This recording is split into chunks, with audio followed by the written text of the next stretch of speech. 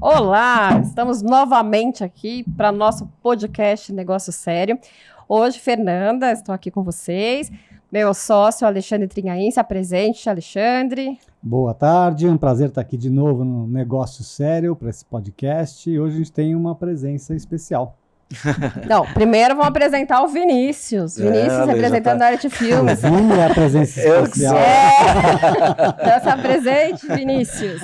Olá, eu sou o Vinícius, sou aqui da Artes Filmes, esse estúdio onde nós estamos gravando esse podcast, que é o terceiro, né? Terceiro episódio já. Terceiro episódio do Negócio Sério. E hoje, realmente, né? Visita ilustre, eu vou deixar para o Alexandre apresentar, mas é uma visita internacional. Por favor, Ale, faça as honras. Então, hoje nós contamos com a Consuelo Cascais, diretamente de Lisboa. Estamos aqui com um fuso horário de 4 horas aqui nos separando, né? E o Oceano Atlântico também entre a gente, conectado graças à tecnologia da internet.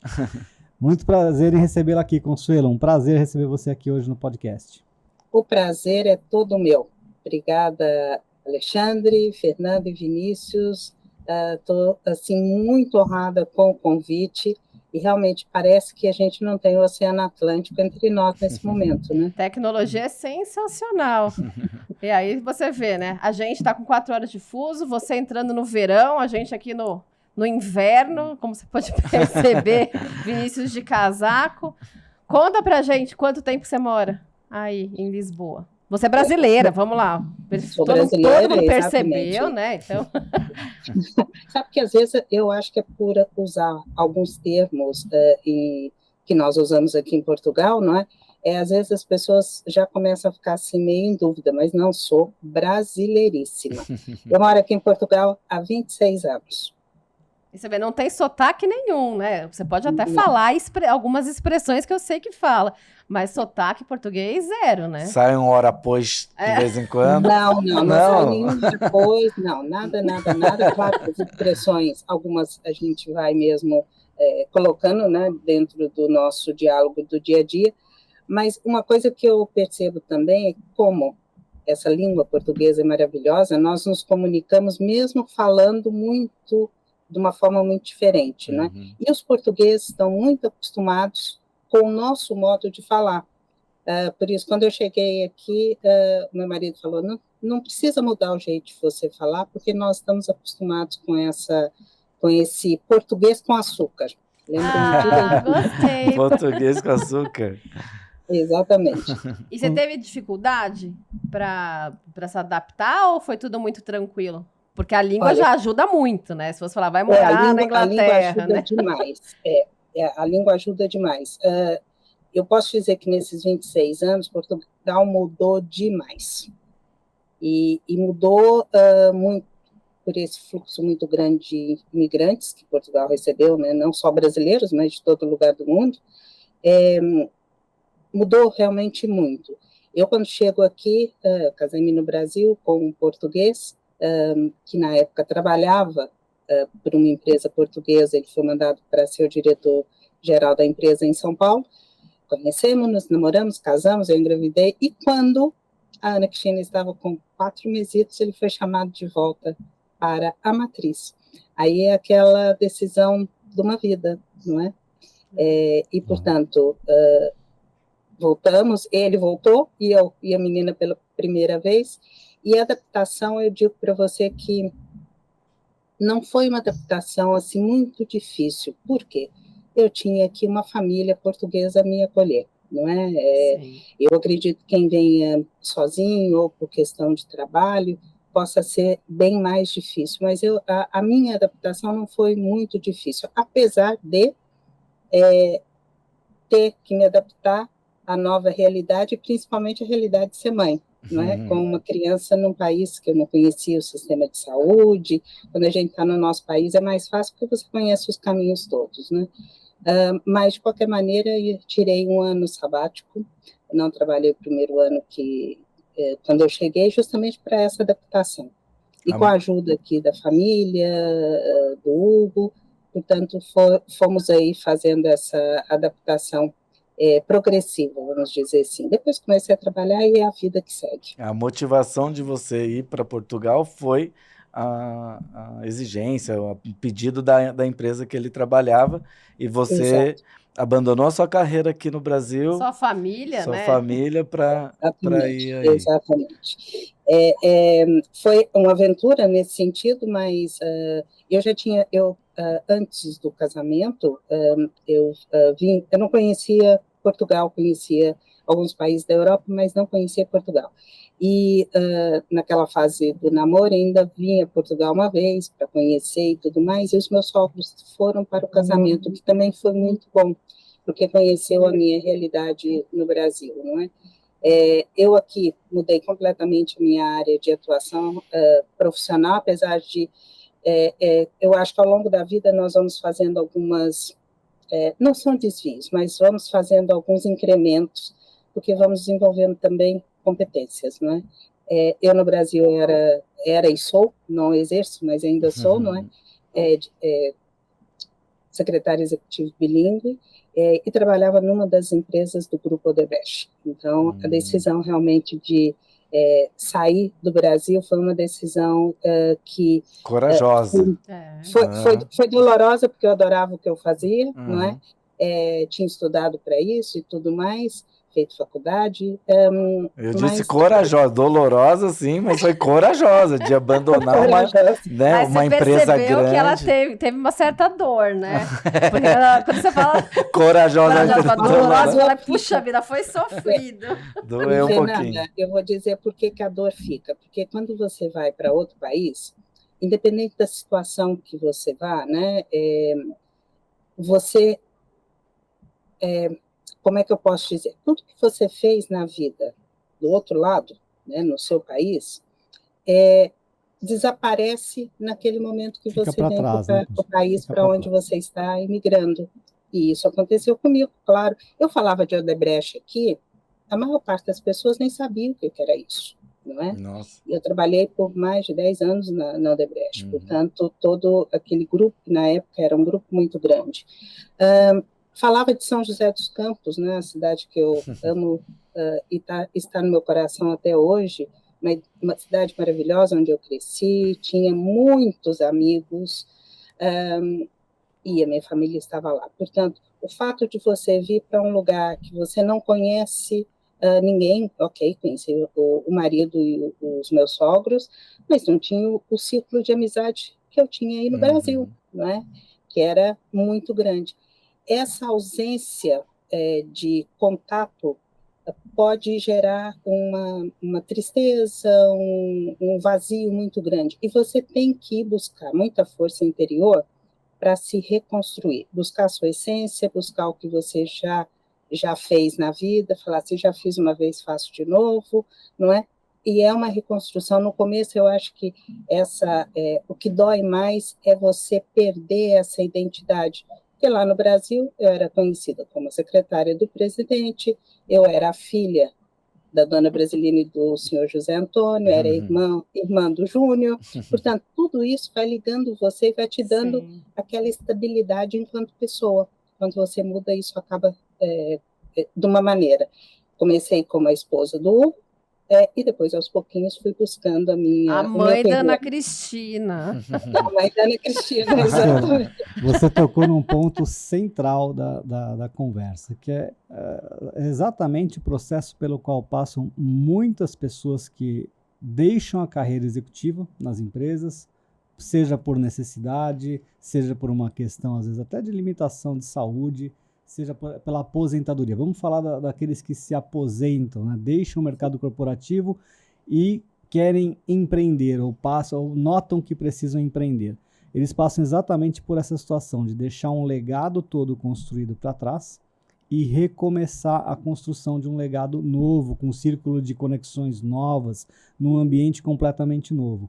É exatamente essa experiência, essa bagagem que você traz, que a gente quer compartilhar com as pessoas. Então, assim, quais são de todo esse aprendizado que você teve, qual foi a lição de casa que você recomendaria? Qual é a lição de casa que você recomenda para aqueles que querem desbravar um ambiente novo? Qual é o padrão de comportamento que você recomenda que se tenha? Qual é o padrão de imagem que você recomenda? Porque no que a gente está falando aqui? como não estragar tudo, né? Quando a pessoa está mudando, o que você fez para não estragar tudo quando chegou num ambiente novo como Portugal? Então, você correu esse né? risco. Você correu esse risco por causa da barreira cultural, porque o idioma é o mesmo. Não é, só que não. A gente sabe que o idioma não é o mesmo. Né? O padrão de comportamento não é o mesmo. A forma como você é mulher, a forma como a mulher é enxergada no Brasil não é o mesmo como a forma enxergada em Portugal. A forma como você foi tratada não é exatamente o mesmo. Né? Então, como é que você fez para navegar num caminho e tornar o impacto disso o mais positivo possível dentro do que você queria construir? Olha, Alexandre, essa sua pergunta tem várias camadas, né? Foi densa. Pergunta cebola, não é? Então, eu vou tentar tirar essas camadas. Pedaço a pedaço. Pedaço a pedaço, vamos lá. Pedaço a pedaço. A primeira, eu acho que pode ser clichê isso, mas a pessoa tem que ter muita fé em si mesma e acreditar muito que é capaz de algo, não é? A mudança para cá foi difícil, foi por tudo que eu já falei antes, mas eu sempre acreditei que se eu tinha feito uma vez, eu poderia fazer outra vez, usando as competências em algum lugar onde eu pudesse usar tudo que eu sou como ser humano para poder trabalhar e criar algo novo. Depois, outra coisa que, quando eu cheguei aqui em Portugal, eu sempre tive na minha cabeça e continuo com isso na minha cabeça. Portugal me acolheu muito bem, Portugal me abriu as portas de uma maneira muito gentil, não é? Mas também eu fiz o meu trabalho de casa. Eu sempre respeitei muito o fato de eu estar num outro país. Nunca achei que por eu ser brasileira e no Brasil as coisas serem feitas de uma maneira, que também eu deveria exigir que isso fosse feito da maneira que eu estava acostumada no Brasil, não é? Então, eu acho que essa questão de você estar num lugar novo, e aqui podemos transpor para o mundo do empreendedorismo, né? Dá aquele frio na barriga, claro que dá frio na barriga, ou não estivéssemos lidando com várias emoções ao mesmo tempo. Mas eu acho que o acreditar que você consegue, respeitar o lugar onde você está, e no empreendedorismo, com qualquer negócio que nós vamos nos debruçar, né, no negócio, temos regras, e as regras para serem cumpridas. E depois, se preparar muito bem. Eu, quando cheguei aqui em Portugal, como eu disse, fiquei ainda um ano sem trabalhar, entretanto, fui estudar. Surgiu a oportunidade de fazer um curso da Microsoft, que se chama Microsoft System Engineer. Eu sempre usei computador, né, nas empresas por onde eu passei e trabalhei. Eu lembro que a primeira ainda tinha aqueles mainframes da IBM, né? Gigantesco, 2 salas gigantes, quase um andar só para os computadores. Verdade. E eu tinha lá o terminal burro na minha secretária para trabalhar. Mas sempre gostei muito dessa área da informática e acabei fazendo o curso, deixava a menina no infantário e depois... Infantário, você vê. Infantário. A gente pode começar a fazer um glossário. Você vê, de vez em quando sai, né? Não é hora após, mas é um infantário. Na creche, deixava a menina na creche. Pode falar, a gente gosta, viu? Pode usar essas palavras que a gente vai ressaltar todas. Tá bom. E o que acontecia? Ia buscá-la depois, conforme a escala do Hugo, ele pegava a menina no final do dia. E fiz esse curso, e esse curso foi que fez o salto na minha, eu não digo reinvenção, mas na maneira de entrar no mercado de trabalho aqui em Portugal.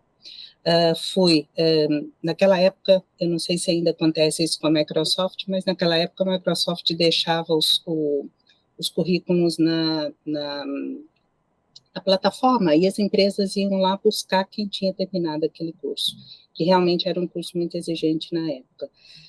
E eu fui, então, escolhida para fazer uma entrevista, e quando cheguei lá na empresa, acabei ficando com a vaga, que foi uma coisa muito interessante, porque, mais uma vez, todas as competências, eu vinha de grandes empresas, por acaso quem me entrevistou conhecia Odebrecht, uma pessoa assim, muito viajada, conhecia Odebrecht, e a vaga era para técnico, e acabou que depois da entrevista, a pessoa que dirigia a empresa criou um cargo que ele só iria criar daí uns 6 meses, para aquilo era para ser diretor de uma área, que chamam manager, né, de uma área de gestão documental e workflow. Ou seja, acabei usando as minhas valências no curso de administração de empresas, acabei usando as valências do curso de secretário executivo bilíngue, trabalhando numa grande empresa,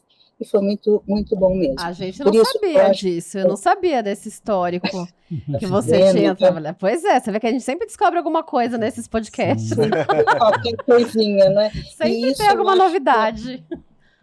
E, Fernanda, eu acho que isso é fundamental, a gente se preparar, não é só com palavras, né? Temos que ter... Claro. Porque o que aconteceu nesse curso? Eu comecei também a ter contato com portugueses, sim, não é?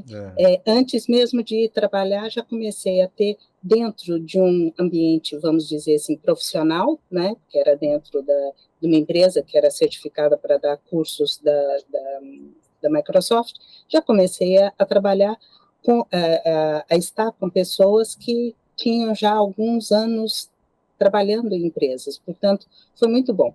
Começou o seu networking. Eu ia até comentar, você estava falando que aqui você era a filha não lembro o nome da sua mãe, você tinha todo o teu histórico, né? E você vê, e olha hoje, o que a gente for pensar, é uma super network, conhece todo mundo de Portugal, então você vê, não conhecia ninguém, eu era só a Consuelo do Hugo, e a mãe da Ana Cristina, mas olha como em pouco tempo, né, se a gente for pensar, tudo bem, 20 e tantos anos, mas olha quanta conexão, quer dizer, com certeza hoje você tem muito mais conexão do que você tinha aqui, que você achava que era isso muito. Não tenho dúvida.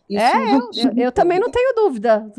Você contou. Isso é um lugar muito menor, né, Fernanda? Exatamente, num país desconhecido que você não tinha ninguém. Quer dizer, puxa vida, olha que vitória, né? E no ambiente hostil, né, que a gente sabe. Tinha toda essa questão cultural, né?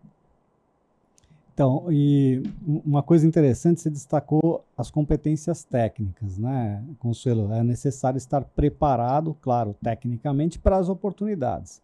Mas falando um pouquinho sobre soft skills, né, competências comportamentais, o que você nota que são erros comuns praticados por empresários que estão começando, pessoas que estão empreendendo e que caem em ciladas que podem comprometer a sua imagem, a sua reputação e, pior, causar um impacto nas oportunidades, que ele perde oportunidades por conta de comportamento.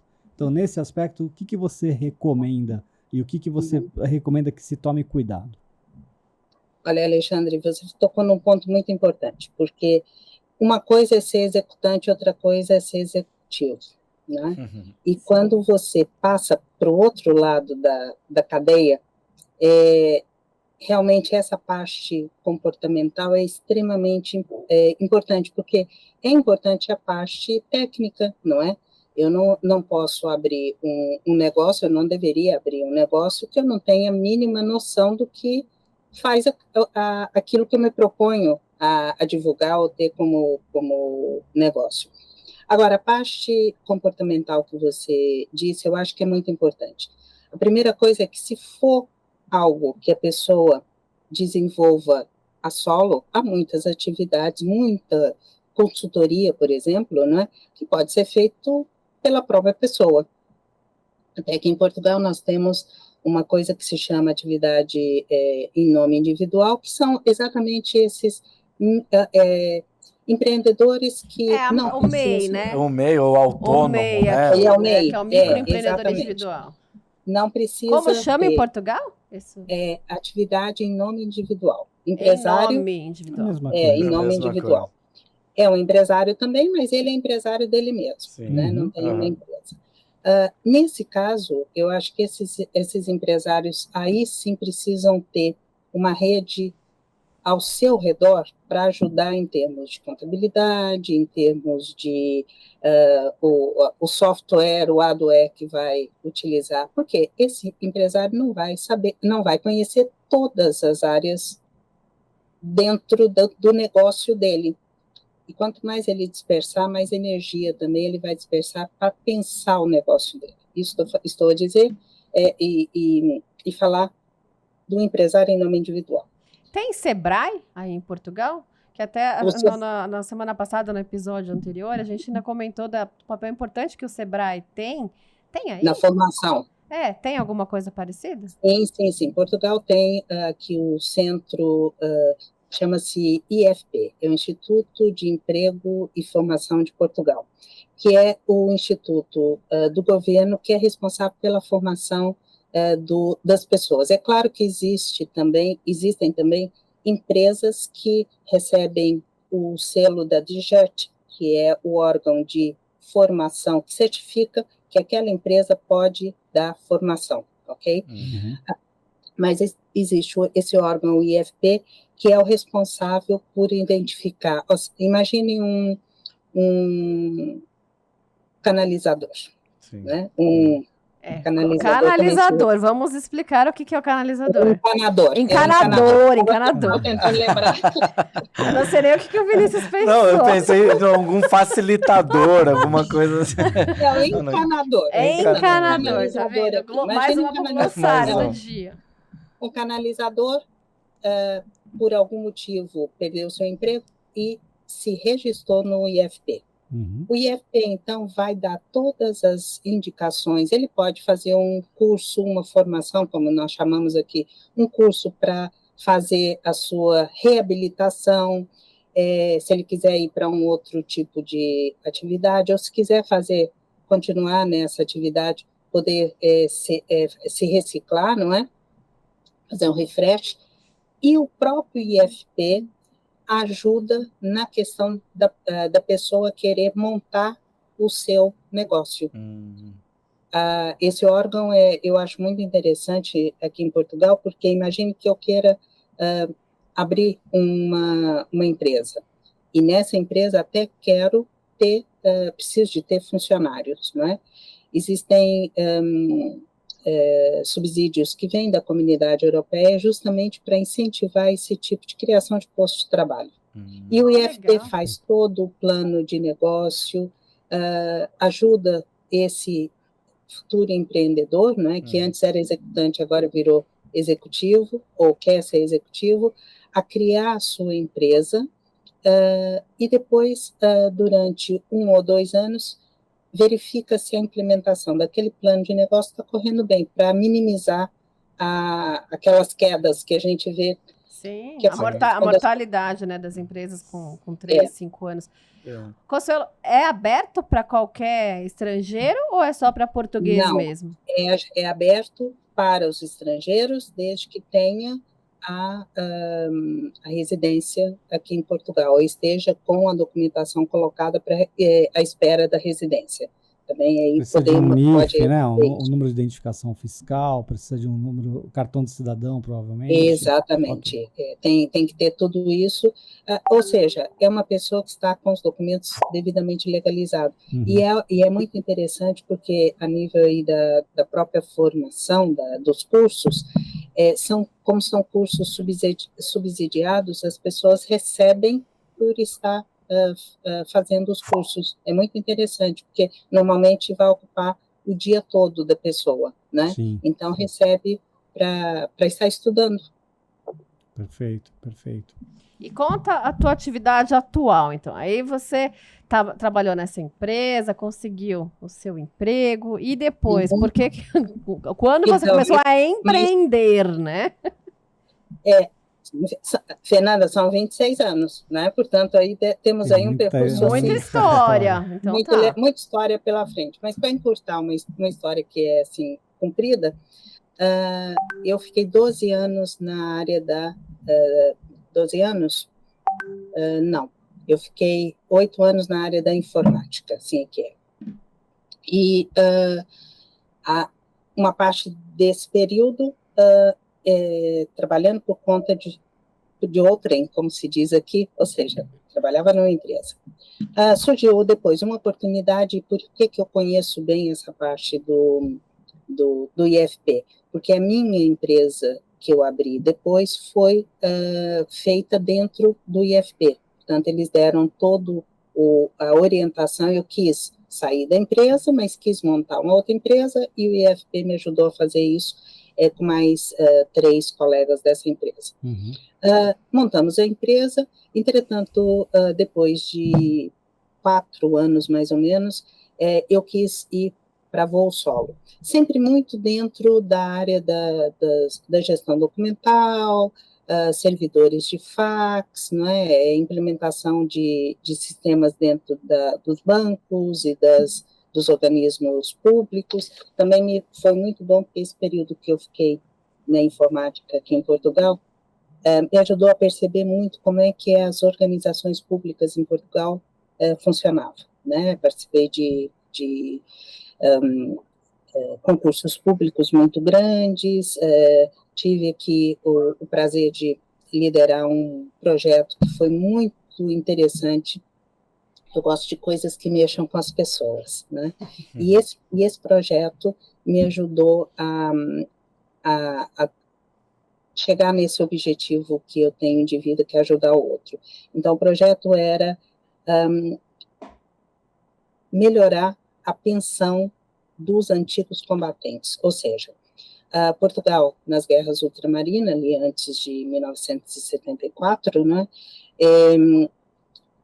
se envolveu na luta porque as colônias, ex-colônias, queriam se tornar independentes, né? E essas pessoas, os portugueses que foram para essa guerra ultramarina, claramente, há 10 anos atrás, ou mais de 10 anos, 15 anos atrás, já estavam reformados pela idade e tudo mais, aposentados. Então, o governo lançou um concurso público para melhorar a aposentadoria desses reformados. Na época, não havia nada digitalizado, nada informatizado desses processos, desse pessoal que foi para fora e que depois retornou. Tudo em arquivo em papel. Então, tudo em arquivo em papel. Tudo em papel no arquivo do Ministério do Exército ali em Lisboa. Então, foi com muito prazer que eu agarrei nós ganhamos, a nossa empresa ganhou essa licitação, e durante 2 anos teve uma primeira fase, 1 ano e tal, e mais 1 ano e tal, quase 3 anos. Nós, então, fizemos o reconhecimento digital de todos os formulários que os antigos combatentes preenchiam, mandavam, a gente preenchia e fazia o reconhecimento. Alguns não dava para fazer completamente, porque a tecnologia há 15 anos atrás não era como é agora, né? Claro. E por conta disso, eu cheguei a ter 100 pessoas na Cordoaria Nacional corrigindo os formulários para que tudo fosse feito direitinho. Nossa, que legal, né? Muito, muito legal. Só para terminar, depois, quando nós terminamos a empresa que era fornecedora do software, né, que tinha um software por trás, fazendo a leitura, na época, na sua convenção nacional, escolhia um projeto ou uma solução que tivesse tido impacto realmente na vida das pessoas. E o nosso projeto foi escolhido, e eu fui com muita honra representar a empresa até San Diego, para poder receber o prêmio de solução ao projeto que tivesse maior impacto na vida das pessoas, e me senti muito bem por saber que havia pessoas que recebiam uma pensão miserável, e com aqueles mais 100, 200 euros ali, já fez uma diferença no orçamento, né? E que estava ao alcance, né? Era uma solução aparentemente simples, mas trabalhosa, né? Não é uma coisa de baixa complexidade, não é de alta complexidade, mas ela é de difícil execução. E com o apoio, né, de braço mais software, impactou positivamente a vida de um monte de gente. Mas e aí, o que trouxe você até a atuação. Mary Kay. Mary Porque Kay. eu falo que a Mary Kay me achou, não fui eu que achei a Mary Kay. Olha, eu até hoje dei uma maquiada. Eu tenho esse Porque eu efeito nas sei que pessoas, você Fernanda. iria comentar se a gente tivesse sem. Então, Eu sei que eu tenho esse efeito.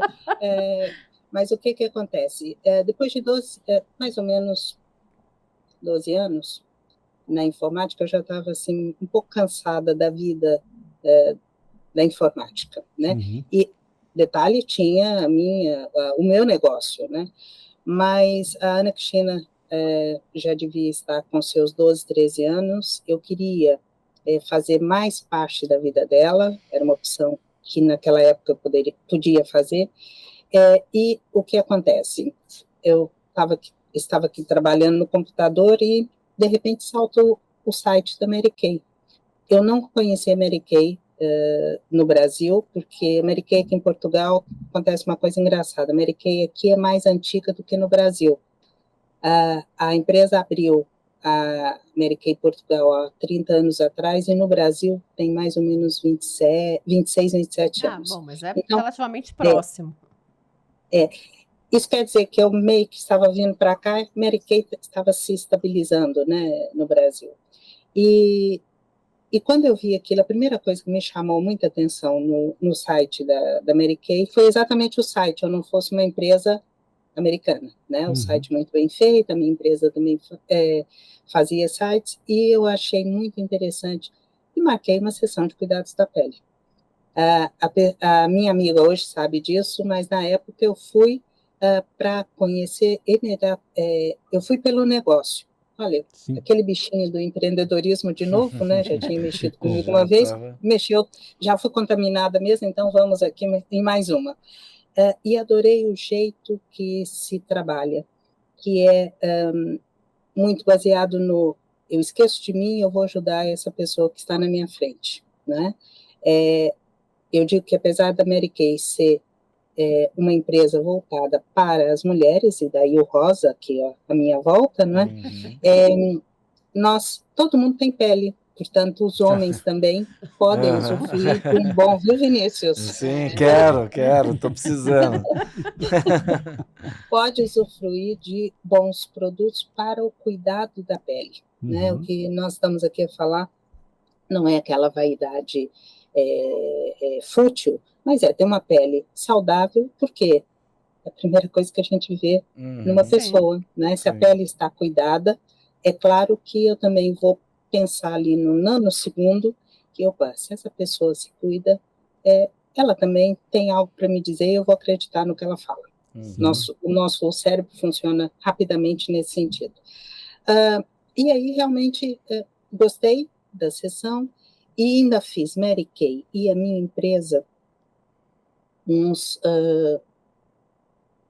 4, 5 meses. Quando eu, um belo dia, levantei e falei, olha, eu decidi que quero só fazer Mary Kay, porque se for para fazer certo, eu quero a única coisa. Fazer 2 coisas mais ou menos, não. Vou fazer uma coisa 100%. Uma coisa 100%. Mas o que a gente nota? Você reuniu uma série de conhecimentos e compôs isso, porque você não se apresenta como uma revendedora Mary Kay, você se apresenta como Consuelo Cascais, sua consultora de beleza. Né? Isso.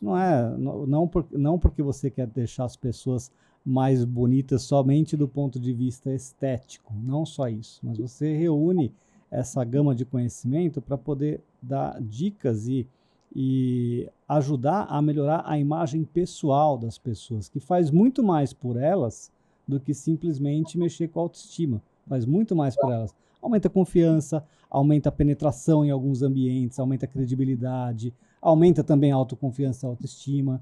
Então fala um pouquinho disso, Consuelo, como é que você se descobriu, quando você descobriu a Mary Kay? Ela falou, eu queria sempre ajudar as pessoas. Eu né? queria ajudar, exatamente. E na Mary Kay eu percebi que eu conseguia fazer isso de uma maneira muito leve. Natural.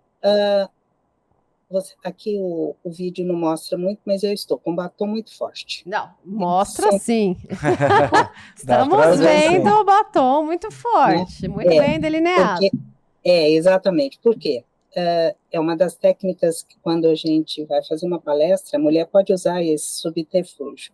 Usar um batom forte, não com brilho, mas um batom forte, aumenta 40% a atenção da audiência. Me aguardem no meu próximo episódio. Aí, Até então eu estava sabendo, passei Fica a brilho, dica, gloss, Fernanda. tudo errado.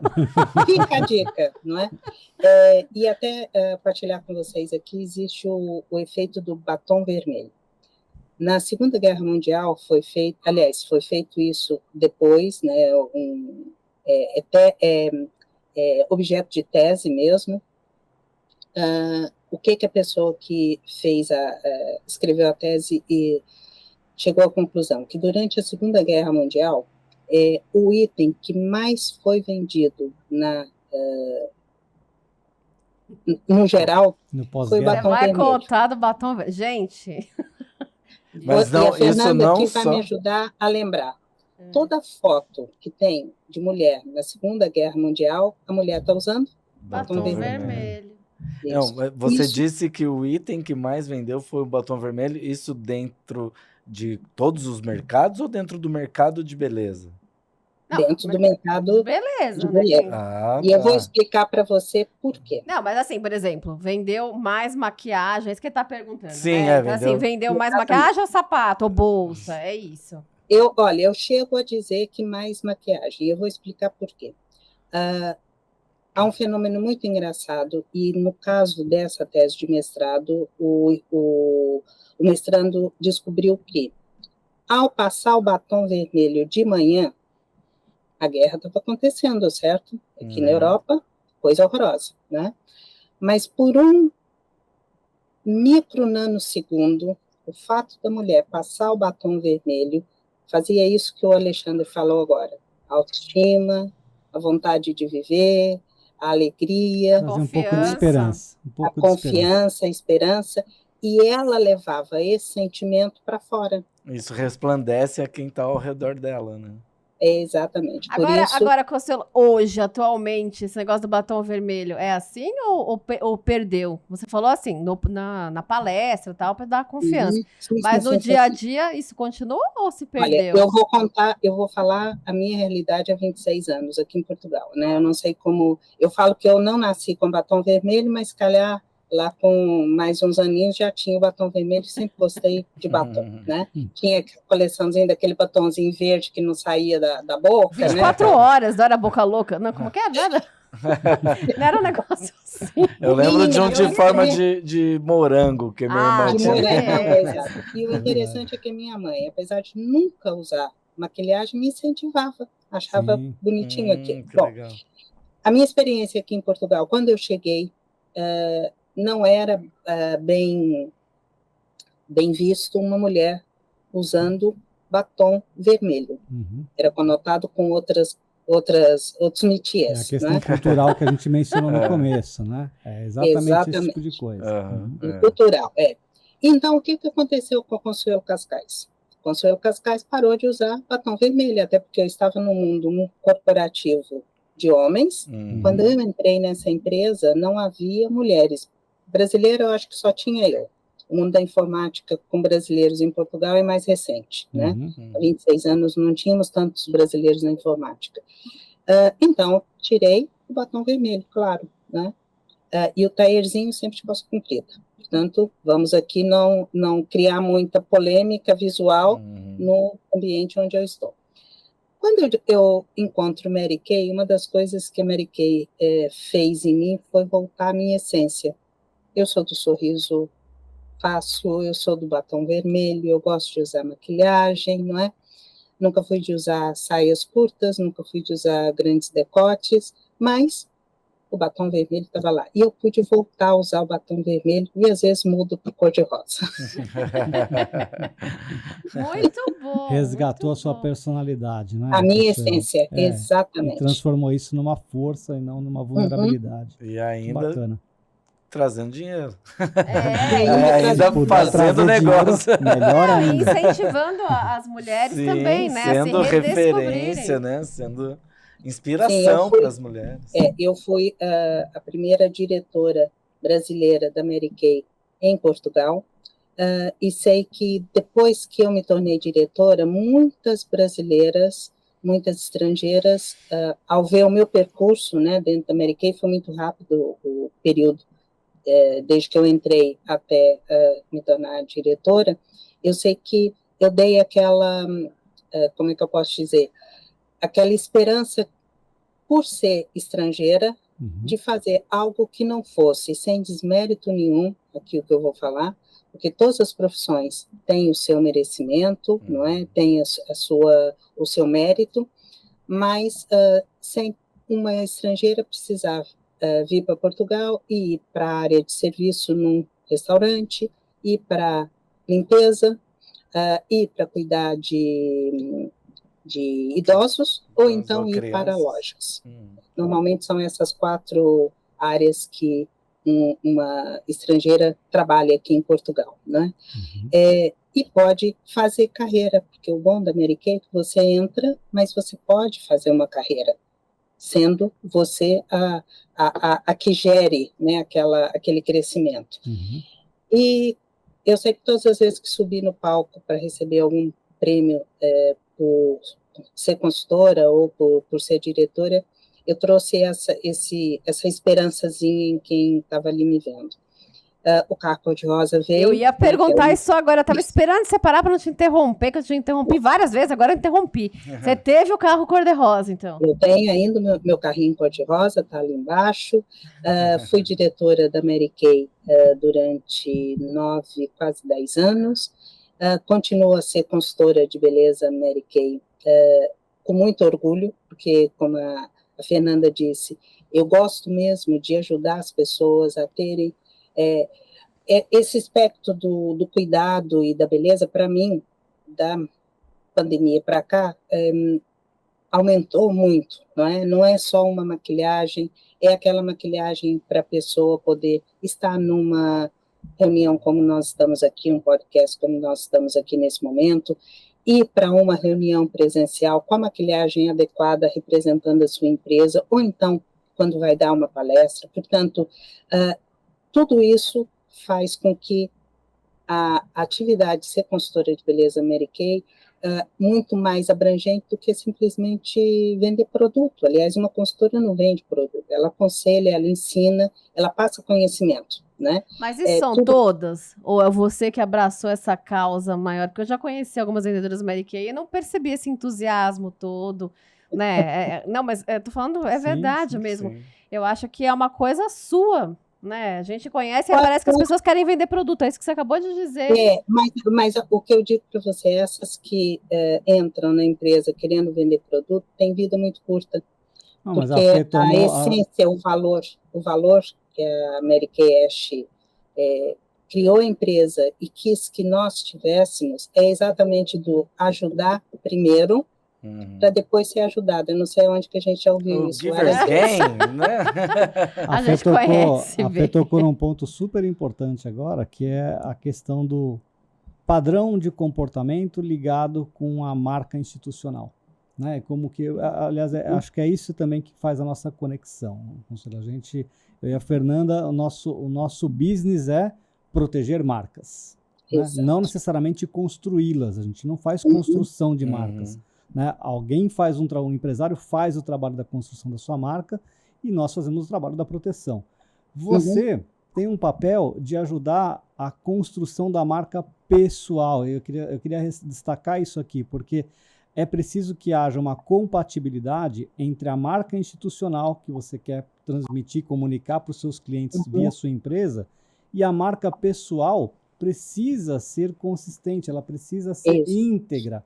Eu não posso tentar passar uma comunicação através do meu website, através do meu material publicitário, através das minhas redes sociais sobre o que é a minha empresa, e depois tanto eu quanto os meus sócios ou os meus colaboradores passam uma mensagem diferente aos clientes e pessoas que interagem com clientes e fornecedores, né? Então, se eu passar uma imagem de responsabilidade social, por exemplo, para os meus fornecedores e clientes, e os meus colaboradores têm um padrão de comportamento que mostra um total descaso com isso, seja desperdiçando algum tipo de recurso, seja poluindo o ambiente onde é a coerência, não é?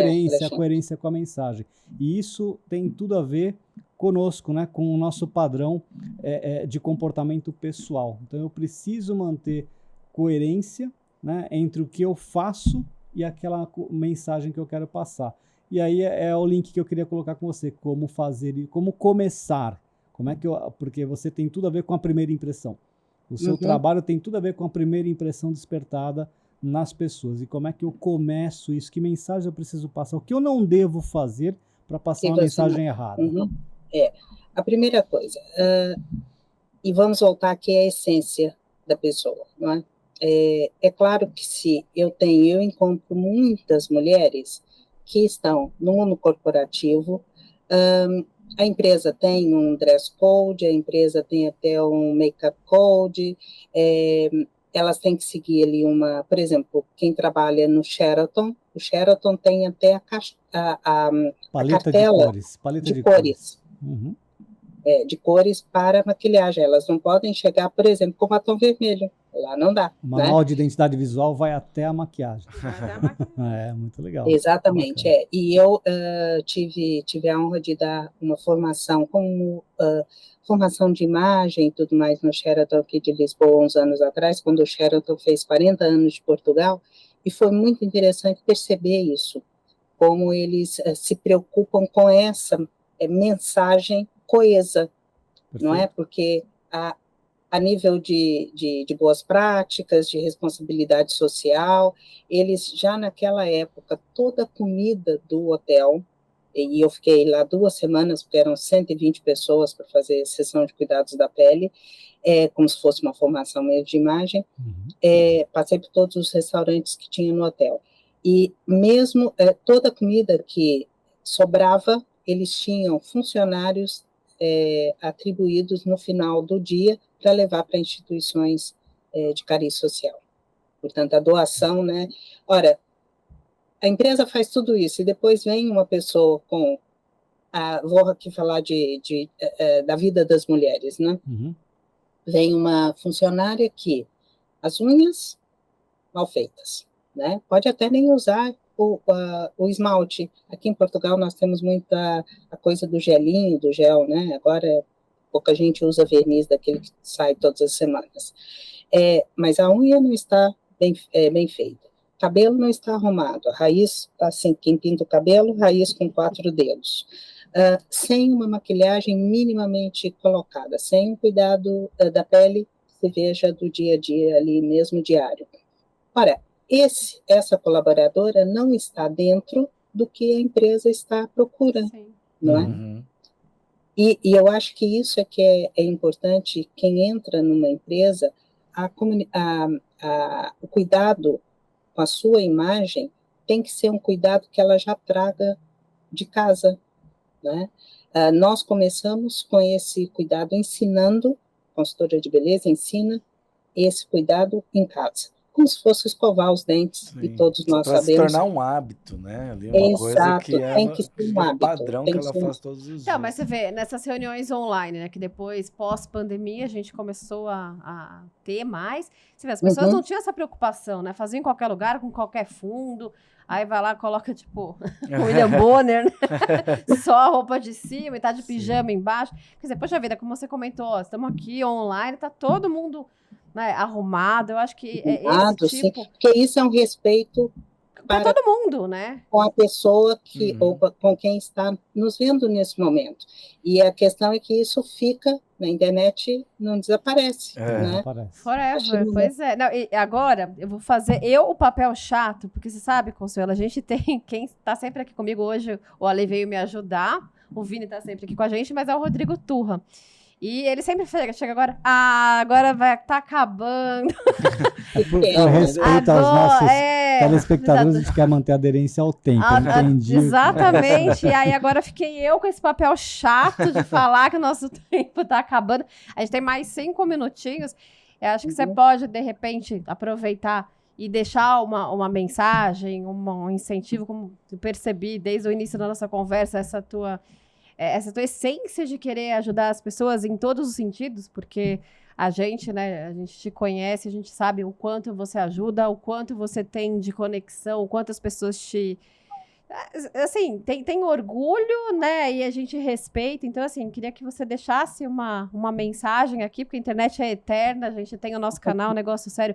Vamos subir esse podcast para tentar espalhar para as pessoas essa tua lição de vida, todo esse momento que você passou desde que você saiu daqui órfão, né, que você perde a pátria, chega num lugar diferente, e todo esse império que você construiu, com essa alegria, com esse batom vermelho, deixa uma mensagem para todo mundo que acho que tem muito que contribuir.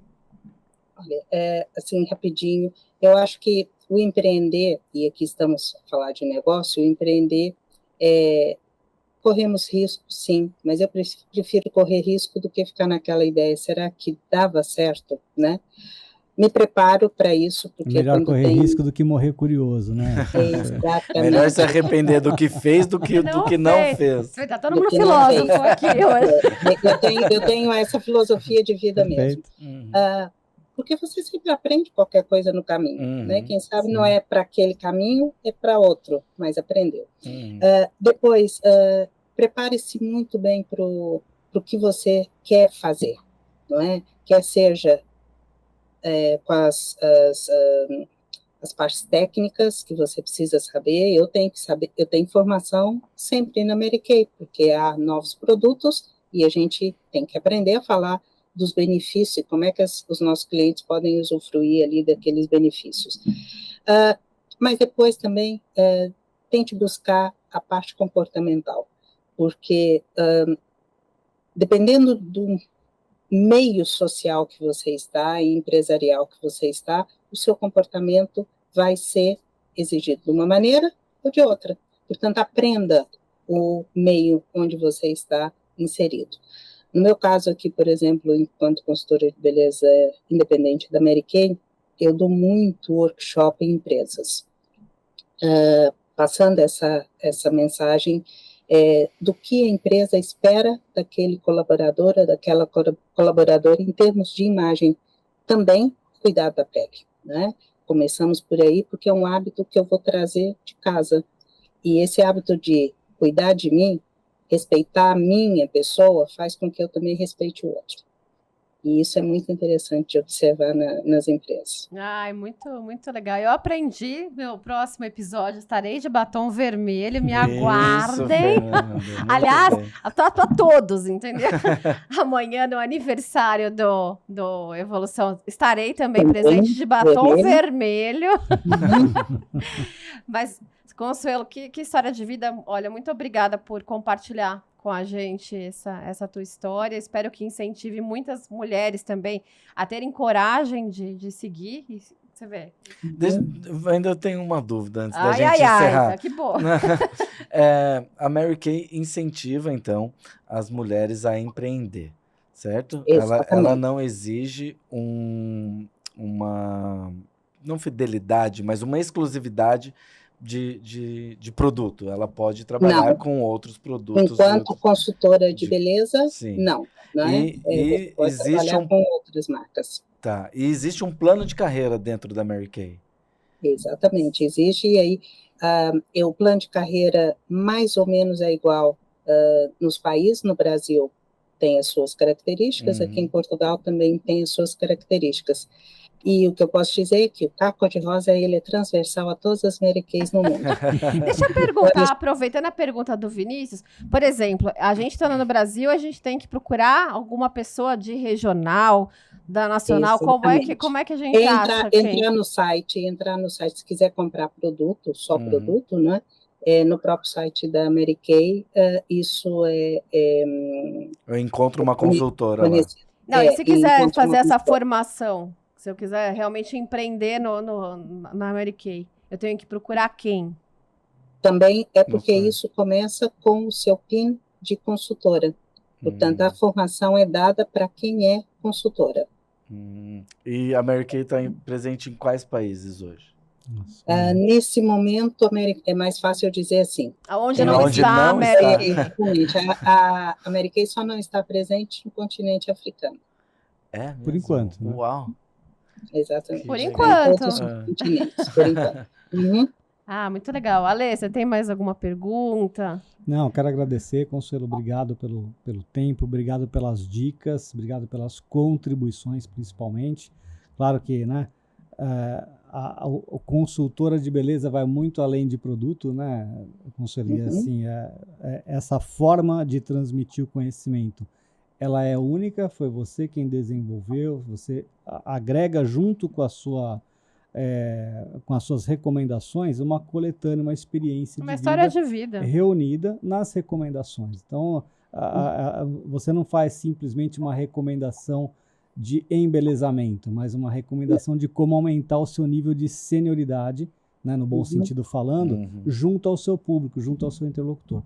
Obrigado mais uma vez pelo tempo, espero que você volte mais vezes com mais dicas. E a gente já sabe que vem visita, né, pro Brasil, então, assim, ano que vem, mais ou menos nessa época, já soubemos. Então, nós vamos ficar esperando a sua visita aqui.